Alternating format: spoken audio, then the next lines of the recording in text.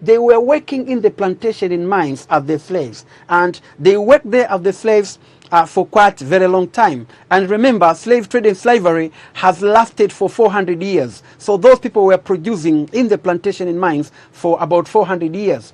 And they were producing gold, silver, and diamond in the, in the mines, and also raw materials like cotton, tobacco, rum, and so on and so forth. The first black people to reach in America, the so-called today USA, the first black people to reach in USA, in fact, that first group of black Americans, they set their foot in America in 1619 in the state of Virginia. In the state of Virginia. This is the first group of black people who came to America. It was 1619 in the state of Virginia. And remember, this was the British colony. And so those slaves, they were brought there by the British after the British ship has attacked the Portuguese ship, which was in fact scheduled to go to Veracruz in Mexico. And those people were taken and brought to Virginia. And that marked the beginning of slavery in the so-called United States of America. My dear students, as you can see, this is the place where the first group of black people were brought as the slaves. This is the place where the first black people were brought as the slaves. And this is the port at Point Comfort in Virginia, where the first group of Africans set their foot in America as their slaves. And if you go to that place today, you're going to see it this way. My dear students, after the 17th century, the Europeans, that means up to 1600, the Europeans, they were using slaves, because you said it earlier, that discoveries of North America and West Indies was done by Christopher Columbus in 1492 and 1504. But then you might ask some questions, that if it was 1492 and 1504, this is when they discovered, and immediately after the discoveries, they established the plantations and mines. The question is, who were working in these plantations before the arrival of the blacks? Because we said the black people arrived in the so-called today United States in 1619, and this is 1504. So who were working in the plantations for that 100 years? So the point here is, before the arrival of the black to North America and West Indies, as we have seen, before the arrival of the black, of course, to North America and West, particularly to North America and United States, some Europeans were brought to work there. In fact, some settlers used to depend on labor from Europe. And they were using two kinds of labor, particularly. They were using European slave, and they were also using indentured labor. There were European slaves and indentured labor. This is what they used to rely. This is what they used to rely. So as you can see, let's first see, how did they get those people to come to work in their plantations? The first way they got people to come to work in their plantations and mines, of course from Europe, remember, it was that some of the convicts were sent to North America and West Indies as part of serving their sentence. People who have committed some crime in Europe and sentenced to go to jail. Remember, when judge is giving you a sentence, sometimes they can say you are going to serve, let's say, 5 years in prison with hardy labor. So the so-called hardy labor is what made these people to be sold and go to work in America in the Europeans, in the European settlers' plantation. But remember, these people have to work for some time. After the end of their sentence, they'll have to be released and either decide to go back home to Europe or remain in America. And another thing is, some people, of course, they went to America because they were running away from some poor political, economic, and social conditions. They went to America to look for good pastures, and those people also, they found in America that there is nothing they can do but to work for the settlers for payment. That is the second way. These European settlers used to recruit some people to work for them. The third group, it is those people who went to America as religious non-conformists, people who went to America because they rejected to agree the new faith. Remember, during that time there was war going on in Europe between the Protestants and the Catholics. For instance, in Germany, that war has costed the life of a lot of people. About 8 million people were killed in Germany because of rejecting to accept, because of either rejected to accept the new faith, or the others were forcing them not to convert and become Protestants and so on. So this is also such people also went to America and work in the plantations. Another group are those people who went to America to work as indentured labor. I said it, indentured labor. Indentured labor, these are the people who work for contract. People who work for contract. That means they can work for contract. After the end of their contract, they demand some payment, and they were either paid in form of land or paid some money. So this is the way they used to recruit people to go to work in their plantations before the arrival of the black people. Due to some several changes which occurred in 17th century, that means 1600s, the white farmers and settlers in North America, they changed. They were looking for another alternative source of labor. Why another alternative source of labor? Of course, we shall come to see some reasons. And this is what we say, the transition from white form of unfreed labor to African form of labor. They transformed. Instead of using those European unfreed labor, they started to think of using African slave labor. What were the reasons for that transition? The first reason is industrial development in Europe, especially in Britain. Industrial development in Europe, especially Britain. Remember, Britain was the first country in the world to undergo industrialize, and that was 1750, the second half of 18th century. And you know that industrialization,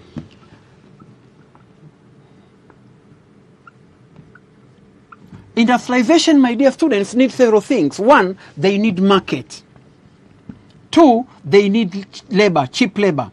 Three, of course, they need raw materials and so on. So these things the industries need, in fact, it was going contrary to, it was against what was going on during that time, because people were taken from Europe to go to work in North America and West Indies, either as indentured labor or as people are running away from, from some political, social, and unhealthy conditions, or we said people who were taken there as the convict, people are being found guilty of after committing some crimes, serving their sentence. So Europeans started to discourage the process of taking people from Europe to North America because they feared that they are going to face shortage of labor, people to work in their in their infantry industries. They feared that they are going to lose the market, which was so important. So it's because of industrial development in Europe, then it was totally discouraged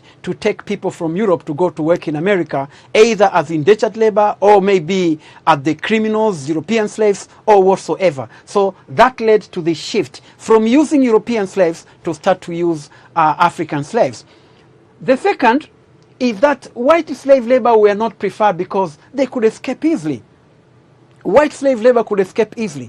Imagine you have taken a group of, let's say, 100 white slaves, and they are working for you in your plantations. Because they are white, it was very easy for them to escape. Let's say somebody is in Boston, and that person has escaped, and he's trying to go to New York. Nobody is going to know that this is the slave on the run. Why? Because he's white, and slave masters are white, and those slaves are white. So you cannot distinguish them, especially if they have dressed pretty well. But what about the black? The black people is different, because the black people, the moment they arrived in America, they were declared that they were slaves for life. That means they were slaves by birth. So whenever a black man move or woman move, then one will know that that is the slave on the run. That is the slave who is running away. So it was easy for the black people to be arrested and taken back to the owners. So for that case, they prefer to use African slaves than European slaves, because African slaves always tended to remain in their locality. They could not move from one place to another like the way European could. So for that case, this is why there was a shift from using European slaves to the use of African slaves. Another reason is, in the middle of 17th century, most of the ruling class in Europe were afraid of underpopulation. They were afraid of underpopulation. Population was decreasing in Europe because of wars, because of famine, because of plague, and some other diseases. In fact, there were a lot of wars. For instance, one of the wars, we call it the Second 30 Years' War, because we know there is the First 30 Years' War is the one which we've just discussed it in the previous lesson, war which was fought in Britain between 1455 to 1485, the war that we called, the war which was called a War of Roses. So the Second 30 Years' War was fought between 1618 to 1648, and this is the war which was fought in German, the war which was fought in German, when some people were trying to establish the Lutheran Church and so on. So a lot of people died. In fact, they say the fatality were more than 12 times of the conflict between 1500 to 1619. So you can imagine that the conflict here has produced a lot of misery than ever before. Also, more than 8 million people said they died in that conflict and so on. So because of what we have said then, population was very important. Population was decreasing, and they realized that under that time of mercantilism, population was very important. It was very important for many reasons. One, population was very important for military expansionism. During those days, the army was not considered by the kind of weapons that army possesses. Rather, it was considered by looking at the size of your army. How many soldiers do you have? So population was very important, because the more people you have, the larger your army is likely to be. So you're going to win the war if you have got the large army. So that is one. Another thing is high population was needed for increasing tax collection.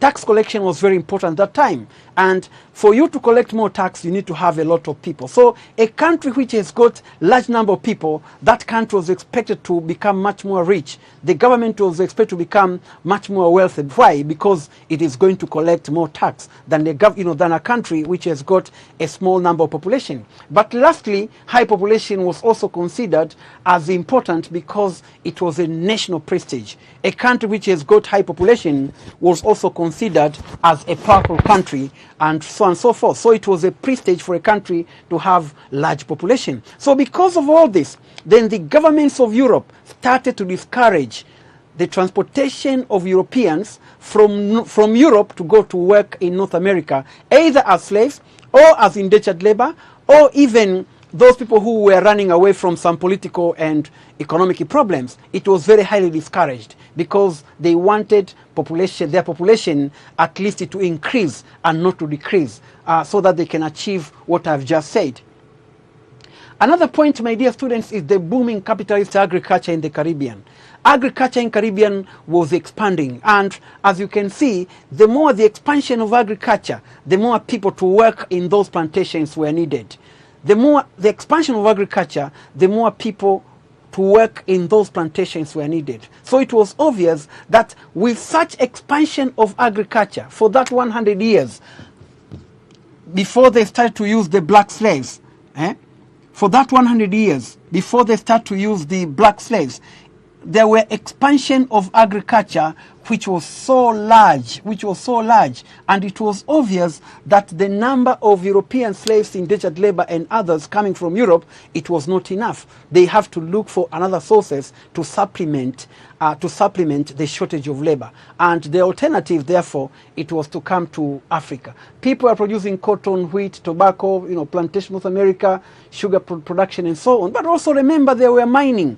The more minings were opened, the more people ended to work in those mines. And it was obvious, therefore, that those people would not be enough. They have to look for another alternatives. Remember, when you speak of criminals, the convicts who were brought to work as the slaves, that number is very limited, because it depended on crime. So if people had not committed crime, or if they had, but they were not found guilty, it's obvious that you're not going to get people to come to work for you. So for that case, they have to look for another reliable alternative. And the reliable alternative, it was to take the black men and women from Africa to go to work in those plantations and mines. Another point is the white indentured labor were considered very expensive. The white indentured labor were considered very expensive. Why do we say they were very expensive? Because we say at the end of their contract, these people were demanding payment, and they wanted to be paid in form of land. They wanted to be paid in form of land, and they highly discouraged to be paid money. They wanted land. So imagine, my dear students, that that settler, that European settler, let's say, has got 100 acres of land, and you have employed 20 people to work for you as indentured labor, and you gave them the contract, my dear students, let's say, of 4 years or let's say 5 years. And the agreement is, after the end of 5 years, you are going to give them 1 acre each. 1 acre each. That means after 5 years, you'll have to take 20 acres out of your 100 acres and give them to these indentured labor. That means you are going to remain with you are going to remain with only 8 acres. You see, and you hire them again. Or another group of workers, you hire another group of indentured labor, let's say another 20. It means these people after 5 years, they'll have to take another 20 acres. You remain with 60. Another group, 20 acres, you remain with 40. So if you keep on using this indentured labor, at the end, after 20 years, you'll become landless. You'll become landless. So for that case, those European settlers, therefore, they were very highly discouraged using the indentured labor, because indentured labor were always demanding land at the end of their contract, which was not good for them. So this also explains why there was a shift. But then, what about African slaves? What do they need? African slaves, they need nothing, because they were free labor.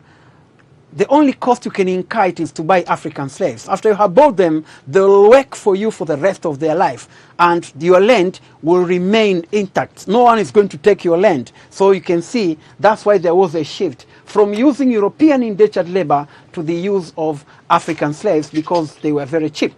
Another point is the issue of Red Indians, because I know you might ask the questions that why should they come to look for people in Africa to work in their plantations and mine? Was that country, was that North American West Indies empty? When they, was there not people living in that country? Of course, there are some people living there, and those people are Red Indians. But unfortunately, Red Indians were known to be lazy. They were lazy. They were lazy, and above all, they were arrogant. So imagine that a person is lazy and arrogant. That means even when they were forced to work, they could not work. They have rather be killed. So in fact, a lot of them were killed by Europeans because they rejected to work in the European plantations and mines. And also, these people are not immune to diseases. They are not immune to diseases brought by Europeans, like smallpox, measles, and other sicknesses. That means the diseases which were brought by Europeans, they killed a lot of Red Indians. But a lot of them also were killed by the Europeans. So you can see. What about the Africans? The Africans were very, very masculine. They were very tough. They were very masculine and very tough, and they could work. And above all, they were resistant to diseases. They were resistant to diseases. They could work for a long time. So if you try to compare the Red Indians and the Africans, then you can see the Africans could be more preferred than the Red Indians, because African people, as I've said, they were very, they were very tough, very masculine, very powerful, but above all, they were very highly resistant to diseases. So this is also another very important reason why there was a transition. Another point, my dear students, is the proximity between West Africa and North Africa and West Indies. The closeness between North Africa, between West Africa and North America and West Indies. There is the closeness. There is the closeness. That means the distance between North America, West Indies, and Africa is very close compared to, let's say, one want to go, let's say, to take the slaves, let's say, from India or from East Africa. You could find it very far, my dear students. And as you can see, my dear students, this is the world map. It shows the distance between West Africa and some places in United States of America. You can see, and it looks very close. It looks very close. Than, for instance, if they had taken, let's say from India and they bring it to America, that would have been very far. So this also can explain why there were such things. My dear students, let's now look at the trading relations between Africa, Europe, and North America. Trading relation. What items were traded during the during this triangular trading? The commodities and items which were obtained from Africa to Europe and North America included slaves. Slaves were obtained from different parts of Africa, particularly in West Africa and Central Africa. That's where they used to take slaves. Gold and copper, ivory, animal skins were taken from West Africa and eastern part of Africa. And also European also gave textiles and wool to Africa in return for the slaves that will be shipped to their colonies in the America. So you can see this is the trading relations which existed, and these are the commodities which were taken. But also European gave American things like onions, olives, turnips, coffee, beans, peaches, pears, grains. Grains means wheat, rice, barley, oats, livestock, cattle, sheep, pig, and horses. This is what European gave to the America. And in return, the colonies in America, in fact, they gave to Europeans things like pumpkin, turkey, pheasant, potatoes, tomato, corn, vanilla, cocoa, beans, pineapple, tobacco, and most important, sugar and spices. So you can see this is, my dear students, the trade relations which existed, between these continents. My dear students, as you can see, this is the map which shows the trading relations between Africa, Europe, and North America. Just look at this map and look at these arrows. These arrows, of course, they show the kind of commodities which were taken from each continent and to each continent. Here, for instance, you can see Africa was supplying to Europe commodities such as gold, ivory, spice, and hardwood. This is what we are supplying to Europe. And look at what Europeans were brought to Africa. They brought to Africa guns, clothes, iron, and beer. Guns, clothes, iron, and beer. Just look. If you try to look at the value of what we are providing to them and what they are giving us back, in fact, there is totally and typical and equal exchange, because we gave them the commodities of very high value and they gave us commodity of very low value. Just look. And from Africa also to North America and West Indies, Africa was exporting slaves. As you can see, the slaves were not taken, they were not taken to Europe. They were going through in what they called a middle passage. They were going through this way which they called it a middle passage. And they could go to, to the Caribbean, later supplied to North America and West Indies. As you can see, my dear students, from Europe, from Europe to North America, they were taking manufactured goods, and they were exported from these three places, in London, in Bristol, in Liverpool, and they could go to North America, manufactured goods and luxurious goods. And from North America, and West Indies, they could take oil, lumber, furs, rice, silk, indigo, tobacco, sugar, molasses, and wood. These, of course, were transported from New World to go to Europe, and these are the raw materials. But my dear students, ask yourself a question: who were the producers of these raw materials? In fact, they were African slaves. So you can see how Africans have contributed to the development of capitalism and industrialization, not only in America but also in Europe. And this can be proved by raw materials which were transported from North America and West Indies to go to Europe. Remember, we shall come to see it later, one among the factors for industrialization of Europe, it is the abundant supply of raw materials. But then who were the producers of that raw materials? Were the African slaves who were producing raw materials in North America and West Indies at a very cheaper cost. My dear students, also, as you can imagine, they were taking other things like fish, livestock, flour, and lumber from this island in the Caribbean. So Europeans, where one can say at that time, for 400 years, they were plundering, other continents, including Africa, North America, and West Indies. My dear students, let's now look at this other map, the pattern of transatlantic slave trading. This is the pattern of transatlantic slave trading. The aim here, my dear students, is to show where the slave came from. Majority of the slaves, as you can see, they were taken from this part which is shaded, this part.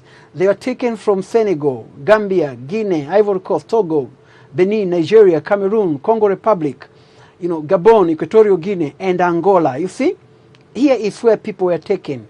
And some other few were taken from Mozambique. But those taken from Mozambique, my dear students, they were not taken direct to go to North America and West Indies. Only some few. Majority of them, my dear students, they were taken to work in Madagascar, in Reunion, and Madagascar and Reunion, which of course were the French colonies, and so on. So The number of people taken from Africa, as you can see, 35% were taken to South America, and most of them were taken to Brazil. And also, 60% were taken to West Indies, and 5% to United States. But remember, slaves who were taken to West Indies, they were later distributed or resold to North America and West Indies. They were later resold to North America, that means to United States of America and so on. So this is the way it was, and this is how this is how it is. And the main source of slaves, as we have mentioned, they are these countries which are painted with this color and so on and so forth. My dear students, these are the slaves. These are this is the picture that shows African slaves in America carrying cotton from the cotton farms, as you can see. And this was the early time of slavery in America, after the Africans have arrived in America and they start to work in the plantations as slaves. My dear students, after looking at that, let us now look at the impact of trade relations on Africa, Europe, and North America. That the the trade between the three continents had political, social, and economic effects to all continents, though of course we say they differed. For European and North America it was development, but for the Africans it was underdevelopment. The first impact of these trade relations on Europe is industrialization. Industrialization, because we know that these trade relations, first of all, has contributed to production of abundance raw materials. A lot of raw materials were produced. As we said earlier, raw materials were produced by African slaves who used to produce raw materials in plantations and mines. A lot of raw materials were produced, and that is one. But also industrialization was made possible by African labor who worked in the plantations. African labor who work in the plantations, as we have said, to produce raw materials at a cheaper cost. But also there is this issue of expansion of market. Market has expanded because those people who went to North America and West Indies, they in fact became market. Even though we know the slaves cannot buy on their own because they don't have purchasing power, but it's a fact that their slave masters were buying some of the items for them. So industrialization is one of the impact of these relations. Most important through raw materials, which was produced by African slaves. Another impact of these trade relations, my dear students, is that it led to the rise of European mercantile class. The rise of European mercantile class. There was the rise of European mercantile class. Remember, we mentioned about the rise of the group of European class, which was called the commercial bourgeoisie class. These people, of course, they obtained their money. They obtained their money through trading. They obtained their money through, through these trade relations. A lot of people became rich by selling African slaves. A lot of people became rich by traveling to go to different parts of the world to look for some precious metal and so on and so forth. So it led to the rise of merchant class. Another point is it contributed to the rise and expansion of financial institutions like banking and insurance company. I've just finished to say, my dear students, that there are two very important banks which rose in England, and one of the reasons why had they rose in England, we said, is because of their owners participating in slave trading. Their owners participating in slave trading. We are talking of people like David Buckley and Alexander Buckley. David and Alexander Buckley, the two brothers. These people, of course, they used to be the slave traders in Liverpool market, and they obtained money after selling some Africans in Liverpool market, and that money they used it as the capital to establish the chain of banks which were called the Buckley banks. And my dear students, you know the Buckley banks, they're existing till today. So, and the money which was used to establish such bank was obtained from those two people who were engaging in slave trading at the Liverpool market. Another example is the Lloyd Bank of London. The Lloyd Bank of London, just like Barclay Bank, although these people got the money to establish their bank after engaging in the slave trade, in England. So you can see, my dear students, the rise and expansion of financial institutions like banking and insurance company also is one of the impact of the trade relations which developed between Europe, America, and Africa. Another point is it contributed to the introduction of monetary system. Contributed to the introduction of monetary system. My dear students, I've said it already. You can look back to the establishment of International Bank of England. Establishment of International Bank of England in 1696. This bank, one of the reasons why this bank was established is because of the money which has been obtained from different parts of the world through these trade relations. These people, of course, they were moving around the world to look for gold and silver. So large accumulation of that gold and silver has contributed to the establishment of that International Bank of England. But most important also, we have also spoken about other things like we have said about other things like development of Amsterdam as one of the inland financial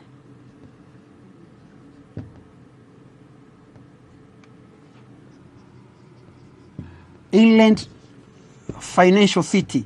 Amsterdam was developed as one of the inland financial city. According to Otto Rodney, it was not common in Europe at that time an inland town to develop as a financial town, but Amsterdam did. Why? It's because of a lot of gold which was found from different parts of the world, including Africa. But moreover, in England also they introduced a coin which was called the Guinea Coin,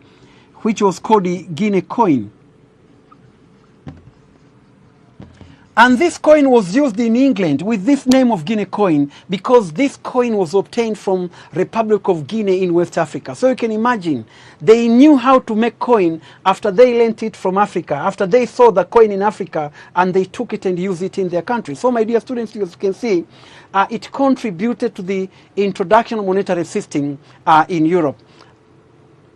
Another thing is it led to the growth and expansion of some seaports. Of course, we have said about this. We mentioned Bristol, we mentioned Liverpool. Also, there is Bordeaux. Also, we mentioned Nantes, Sevilla, and so on in Spain. This also is one of the impact of the trade relations on Europe. Another trade relation on Europe is it was a major source of European accumulation of capital. I said it earlier. One can ask a question. Where did these people get money to establish their industries? They got that money because of these trade relations. Remember, these trade relations was characterized by an equal exchange. An equal exchange in favor of Europeans. We said it and I already shown you some examples how exchange was unequal.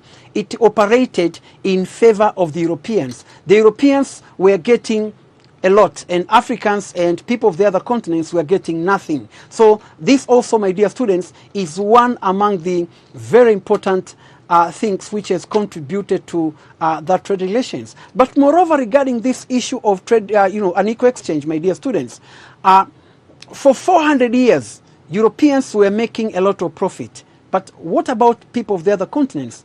They were getting nothing. So this is also what we can say regarding the trade relations between these three continents and how Europe was benefited by that trade relations. Another thing, my dear students, is it stimulated the growth of science and technology. It stimulated the growth of science and technology. We have seen already how has it stimulated the development of science and technology, particularly the improvement of marine technology. Marine, of course, we are talking of the improvement of shipbuilding, the improvement of sea transportation, and that one was caused by these trade relations, because these people have to travel to come to Africa to take slaves and so on. But also in 1700s, in England, for instance, they were using triangular trade as the areas of training their new sailors, and to know whether somebody is qualified or not, somebody is qualified as a sailor or not. One has to be given a ship at least to ride that ship from America to Africa twice or thrice, and then you can be declared qualified as a captain, you see. So they used the triangular, they used the triangular slave trade.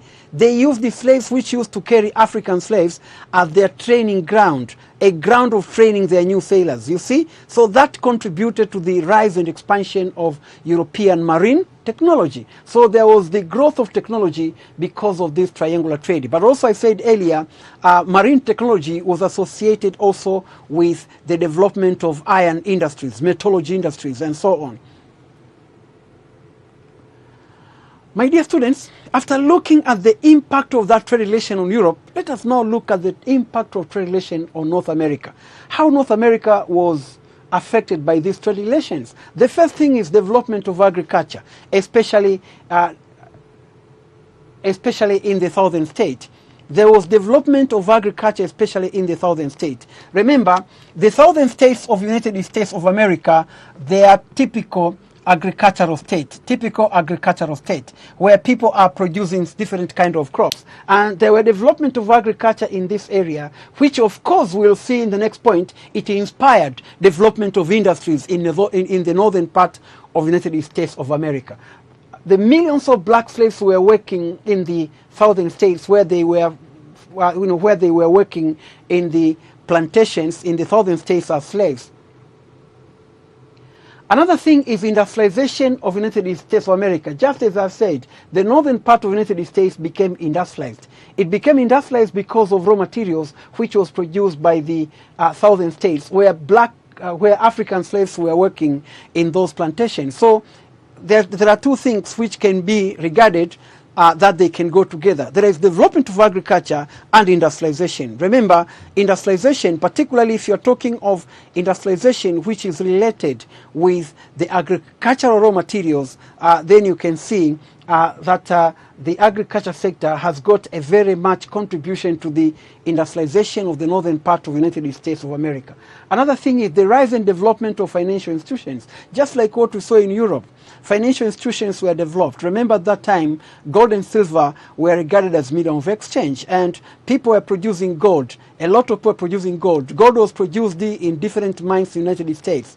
Particularly, we said in California, for instance, there was what is called the gold rush, which was produced in California. But also in southern part of, in South America, people were producing silver. Also, gold was produced also in Brazil. So, and they were medium of exchange, remember. So there was the rise and development of financial institutions. The more gold was produced, the more the need of having a place to keep those golds. So that led to the establishment of banking system and so on. Another thing is it led to the emergence of black Americans and mulattoes. The people who are called today the black Americans, in fact, those people would have never been existing in America today if it wasn't that trade relations. They were taken there through triangular trading. You know, they didn't go there on their own. They didn't go there for picnic. In fact, they went there after being forced to go there to work in the plantations as slaves. And that, remember, we said has lasted for 400 years. So the black people, black men and women and children, they went to North America and West Indies to work in the plant. They were taken North America and West Indies to work in the plantations. But remember here, we're also talking about mulattoes. Mulattoes, they're the people of mixture, people who have got mixed the blood of the Europeans and the blacks. Those people also considered to be, to be part of the black people because they have got the blood of the black people and so on. So that is also another thing. But all in all, my dear students, this led to the increase in population of that region of North America and West Indies. You can take, for instance, the state like Virginia, for instance, or South Carolina and North Carolina. Their population was very small before the arrival of the black people. But after black people had arrived in those states, then population had kept on increasing. And later the number of black people, in fact, they outnumbered the people of other race, you can see. So that is another very important impact of that trade relations. Another thing is it stimulated the development of infrastructures in North America, especially in USA. Infrastructures have to be developed. especially when you have established the farms, when you've established the activities, mines and so on, in the whole of the United States, in the whole of North America. In fact, you'll have to establish also some infrastructures to join those areas, at least to make possible transportation of raw materials, transportation of minerals from one area to another. So the opening up of those areas economically, it has to be followed by the establishment of infrastructures to join those areas with the urban areas. So it inspired the development of infrastructures, as I just finished to say. So those, my dear students, are the impact of the trade relations between these three continents on America. Let's now very quickly look at the impact of trade relations on Africa, how Africa was affected. Just as what I said, my dear students, Africa was affected negatively.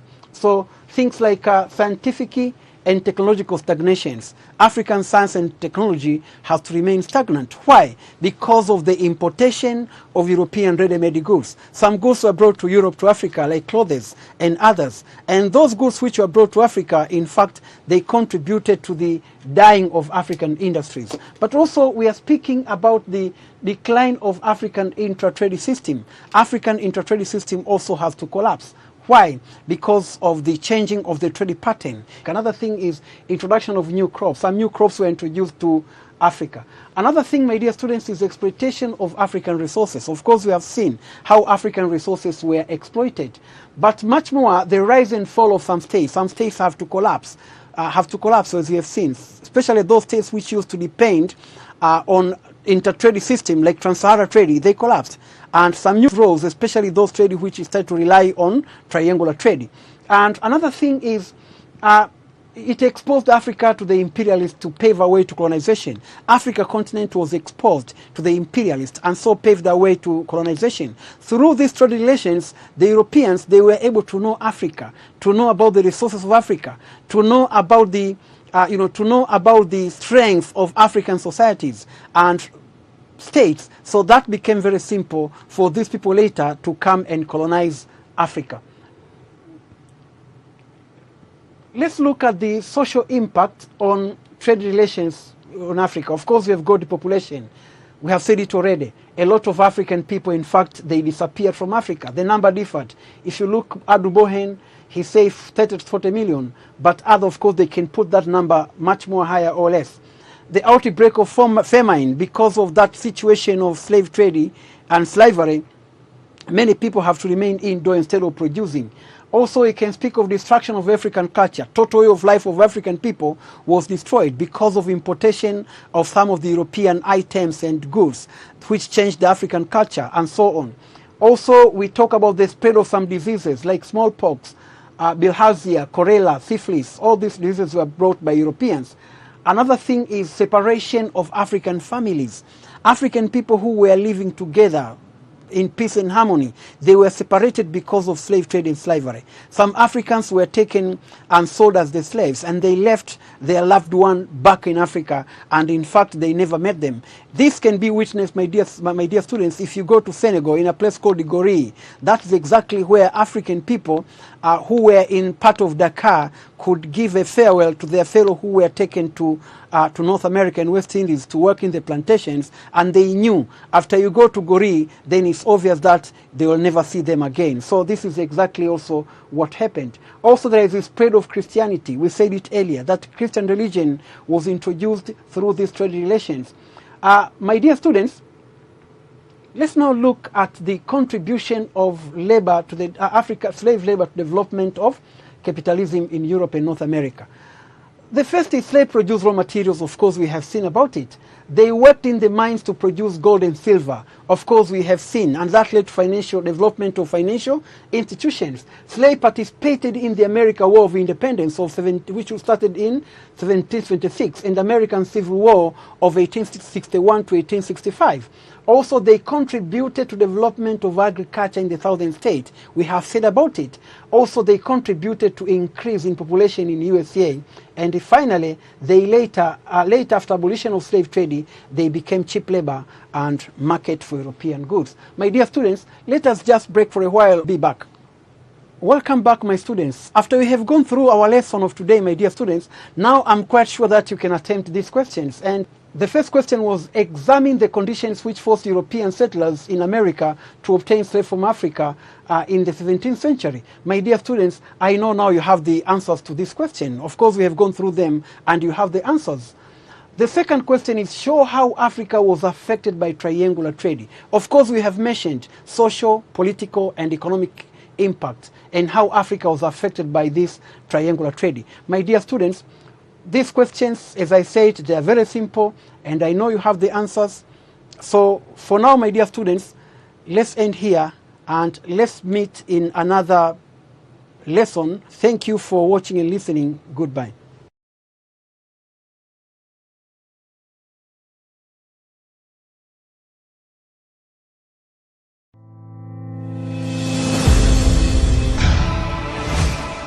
Kipindi cha Darasa Online kimeletwa kwenu na Chuo Kikuu cha Sauti Mbeya. Ipende nyumba yako, thamini nyumba yako. Ukiangalia huu ni mto kwa ajili ya kufanya mvuto kwenye kitanda. Nyumba ni fahari yako. Ukiweka pavements karibu na nyumba, maji ya eneo yote yanatwama kwenye zile pavements, yanasambaa kwenye ukuta. Kwa kutengeneza pia fungus ni rahisi zaidi. Uchaguzi wa miti unapotaka kuweka katika bustani yako au katika eneo la nyumba yako ili upate kivuli, ni miti gani ambayo inafaa zaidi? Msaenda ni kila siku ya Jumapili saa 8:30 mchana na marudio ni siku ya Jumatano saa 5:30 asubuhi. Ipende nyumba yako, thamini nyumba yako. Nyumba ni fahari yako.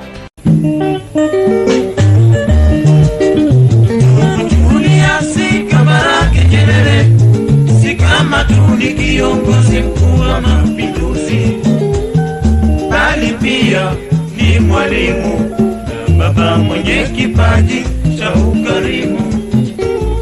Na kuna siyefahamu kwamba yeye ni kiongozi halisi.